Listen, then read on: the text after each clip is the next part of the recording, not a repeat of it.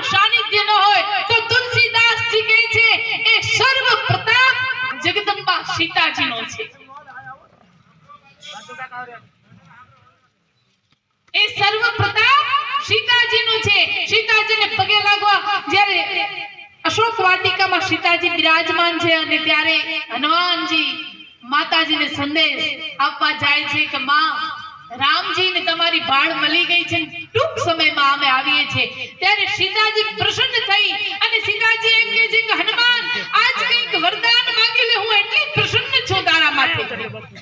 ત્યારે હનુમાનજીએ કીધું માં મને બીજું કાંઈ ન જોઈએ, મને તમારું શરણ મળ્યું, મને રામની ભક્તિ મળી, આ વરદાનથી મોટો કોઈ વરદાન મારા માટે નથી અને આ વરદાનથી વરદાન આપવું હોય તો મને ભક્તિનું વરદાન આપો। ત્યારે જગદંબા જાનકી એમ કીધું કે હે હનુમાન આજથી હું વરદાન આપું છું કે આ બ્રહ્માંડ રહેશે ત્યાં સુધી અખંડ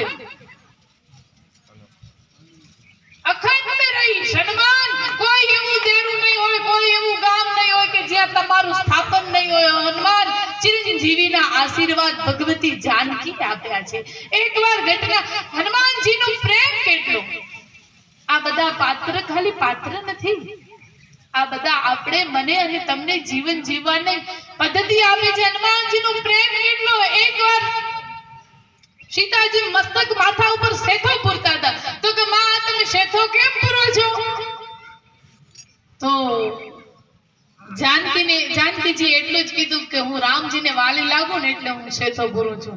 ત્યારથી આપણે હનુમાનજીને એમ થી એમ જાનકી એમ માં તમે ભગવાનને વાલા રામજીને વાલા લાગો એટલે શેથો પૂરો છો? હનુમાન સીતાજી તો બે ચપટી સિંદૂર પોયરો તો પણ હનુમાનને એમ કીધું હું એટલો વાલો લાગી જાવ આખા શરીરે સિંદૂર ભૂસી લીધો। એટલે આપણે હનુમાનજીને સિંદૂર ચડાવીએ છીએ। આ એ બતાડ્યું છે કે પ્રેમને આધીન પરમાત્મા છે। જો તમને હનુમાનને પ્રસન્ન કરવો હોય એને આપણે શું આપી શકીએ?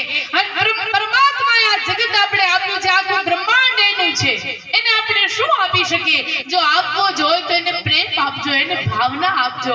આવા શ્રીફળોનો તો હજારો શ્રીફળને તો બનાવનાર એ છે, એને આપણે કાંઈ ના આપી શકીએ।